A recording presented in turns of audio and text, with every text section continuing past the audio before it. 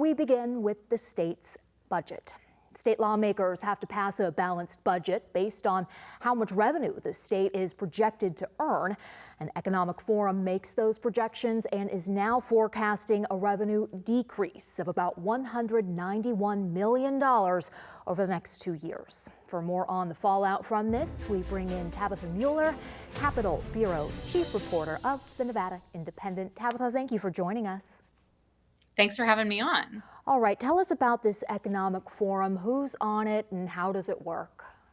So the Economic Forum consists of a panel of economists who review sort of different proposals for what the revenue could look like. And then they pick the best projection. And they meet a few times during the year.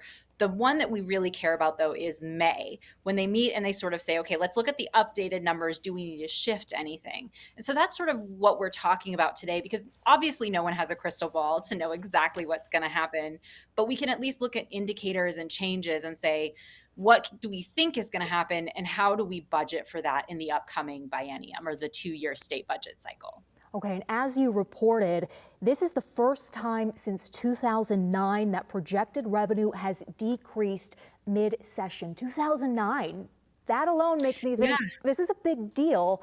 How big of a deal is it to lawmakers you're speaking with? It's definitely a big deal. And we need to remember that 2008 was the Great Recession, right? So that's the context that we're coming into this from. I think lawmakers and economists have both kind of pointed to the changes that we've seen recently. We're talking about the tariffs that the Trump administration has implemented, economic changes, as well as shifts in kind of tourism that's driving this. I think a lot of folks are saying we need to kind of batten down the hatches. We have to make sure that our spending is going to meet the budget revenue, right? We cannot go over budget by law. And as part of this too, do we need to consider alternative forms of revenue streams as well as tapping into some emergency funds that we have available to us? And we're not just talking about the $191 million, but you also reported on the education budget. What's going on with that? Yeah, so we have a state education fund, and that's made up of a lot of local government, taxes and revenue. You can think about cannabis funding. There's also a special mining tax that kind of feeds into that fund. And that one had a projected shortfall of about $160 million and over the next 2-year budget cycle, right? And when we're talking about that, that is a massive amount of money when you combine that with the $191 million. In total, it's about $350 million that we're talking about. And that also is going to shape what legislation passes, what programs we can implement, looking forward from that. Okay, so this news came out, I think, May 1st, May 2nd. Several days have passed since then as we speak. What are lawmakers doing now, if anything? Has any action been taken? So I don't think any action explicitly has been taken in terms of here is, a list of things that we're changing, but they are reviewing the budget proposal and making sure that it can match the fiscal needs of the state, right? And so we've seen just some trimming down of things. We've seen sort of do we really need to spend this money on, new offices, those types of deals. There's also been some shifts in, well, can we put things into bonding or other kind of needs as well? And there's also some considerations on what legislation can move forward. And when you think about the bills that have been proposed this session that involve a lot of money, what comes to mind for you? Because those obviously could be impacted. Absolutely. I mean, there's a large number of bills that are currently in finance committees right now because they have a fiscal note attached to them. That could spell danger for those measures if we don't have extra money, which we know we don't. And one of those in particular, Governor Joe Lombardo's crime bill had a $42 million fiscal note on it. That comes pretty pricey. That's new spending and something that lawmakers are going to have to consider. I think the other thing that we've seen is sort of a tampering down of expectations, right? Before the session even started, Senate Majority Leader Nicole Cannizzaro had proposed doing this massive universal pre-K expansion, right? So making sure that all children who are in pre-K have access to it. That was estimated to cost about $500 million, along with other things that she had wanted to do. When she put forward the bill last week, we didn't see that universal pre-K. We saw that there were calls for free childhood literacy programs and some other things to the extent that money is available. And that's been sort of the topic or phrase of the day, right? Everything has sort of this note of to the extent that money is available, so that if it does pass and we don't have the budget, that may not be funded. This has to be awfully deflating for lawmakers. What are you hearing? It really is. I think that lawmakers are really frustrated by this. It means that some of the goals that they had coming into session may not happen. It means that they're going to have to make some tough calls, right? I know that you talked with Senator Roberta Lang about the film tax credit proposal. Will that generate enough revenue to justify spending the amount of money that that bill is proposing? I think those are all the questions that they're grappling with. And there's some really big, important programs. I mean, there's some funding for rural schools is up for discussion, right? Revamping them, revitalizing. There's some programming for gardens and community spaces. Like, that's everything that's under consideration, and all of that has to be weighed. We have some big healthcare bills that are expected to drop.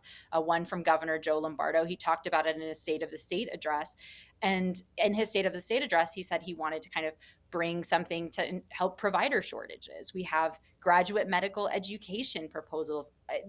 We just aren't sure what that means for those measures until we, get through the budgets and start to make sure that we have the things covered that need to be covered. What about teacher raises? They were supposed to be permanent last session. Am I right? Am I remembering all of this timeline correctly? Now they're not permanent. Are they going to be factored in this year? So we kind of asked Assembly Speaker Steve Yeager about this, and he sort of said that there's still a month to go and that they can maybe get creative in the way that they move money around. And so I think that that's the key phrase. Is obviously we don't know if it's not a possibility, not something that's going to move forward. But I could see that being a tricky thing politically if they don't fund those teacher raises again, right? That's not going to be popular on either side of the aisle. So my guess is that they really try to make sure that teachers remain whole, that those raises are stable. But obviously, we're still kind of moving forward with the budget process. And Assemblyman Yeager also told you that a special session might be in the future. Why is that? So Assembly Speaker Steve Yeager has sort of indicated that a special session might be in the works, and that could be because of what's happening at the federal level, right? These budget deficit or these budget shortfalls that we're seeing are really for our state revenue budget, but our state budget, it relies on about a third of federal funding. When we talk about that third of federal funding, if there are cuts at the federal level, that means we are going to have to make cuts at the state level, especially if it's to programs like Medicaid, which makes up a majority of that spending. And so the federal budget is expected to kind of come out in the fall, and that's when Speaker Yeager said that he would kind of maybe expect to see a special session. Now, that's just again, a guess. If I had a crystal ball, I would be able to tell you exactly what would happen, and I would be probably a millionaire because I would get all those scratch-off lottery tickets. But I think that looking at it now, that's what it appears to be. Okay. Speaking of the lottery, that was a bill that was proposed. What happened with that? So the lottery bill died unceremoniously, I think earlier on in the legislative session. That will not be moving forward. And that has been an issue that's been proposed over, this isn't the first time this has come up. I think there's always concerns about how do we create this? How do we establish it? And with that measure in particular, I think that there was consternation around the fact that proponents didn't really advocate for it. They didn't come in. It passed in 2021. Or in 2023, excuse me, and it would have needed to come back in 2025 because it was seeking to modify the Constitution. Another bill that had a lot of talk surrounding it. We had Sheriff Kevin McMahill in studio earlier this year talking about red light cameras. What happened with that? That bill will not be moving forward. It was very controversial. We saw a lot of, folks saying that we needed this. We saw a lot of folks saying that this was something that would be, over surveilling the population, presenting other concerns. And so that is not on the table anymore. Okay. I mean, I will add the caveat that in the legislature, even if a bill dies, it can still be resurrected in a number of ways, right? It can be amended into another bill. They can have a waiver attached to it. So the only thing that is truly dead is at the end of the legislative session, June 2nd, the last day. But I think that bill is probably not going to move forward. But even then, Tabitha, as you've reported about the nursing shortage and the idea for a licensure compact, how many sessions has that come back? What is it involved? You did a really nice article on this. Yeah, so when we think about the nurse licensure compact, just to start off, it's basically the idea that if you get a nursing license in one of the compact states, you can practice in that state without having to go through an additional licensing process. There are 41 states that are a part of the compact. For the last few sessions, Nevada has considered the compact or it's been proposed, but it has not moved forward. So what we did is we took kind of a deep dive into looking at why Nevada isn't a part of this. And I think the framing really is unions have really opposed this bill. They have a big presence here in the legislature. And when we asked the Senate Democratic caucus about why, this bill didn't move forward, they sort of said that there were better ways to address the nursing shortage than through this measure. Proponents have indicated that this won't solve the nursing shortage here in Nevada, right? We need a lot more than that, right? We need more nurses from the nursing schools. We need more investment in that area. But what they have said is that this is one way to potentially increase the number of nurses in Nevada or who could come to Nevada if they wanted to. And so that's, I think, an interesting nuance. And they said this is a tool, it's not necessarily the solution. And how many states are involved in that compact? And what would that mean? How does that play out? So there are 41 states in the nurse licensure compact. And essentially, if Nevada joined it, what would happen is it would make it so that nurses who were part of that compact come to Nevada without doing an extra additional licensing process. So right now, when you come to Nevada, you have to fill out a license, you have to pay a fee, you have to kind of go through the licensing process, and that could take a little bit of time. And if you were in a compact state, you wouldn't have to fill out an extra fee, you wouldn't have to fill out an extra application. You just have the one application and it works for any participating state.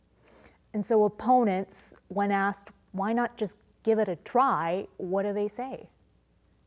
So we asked the Senate Democratic caucus about this, and they said that there are better ways to address the nursing shortage, that this is not the total solution for it. There's other means that we can kind of fix this. And I think that when you look at the reviews, there's sort of some mixed research on, how effective is this? And when we kind of went back to proponents and said, look, this is what they said, it was sort of a thing of like, look, that may be the case, but one tool to just at least increase and try something could be helpful. All right, Tabitha Mueller, thank you for your time and best of luck to you in this less than a month left in the session. Absolutely. Thanks for having me on.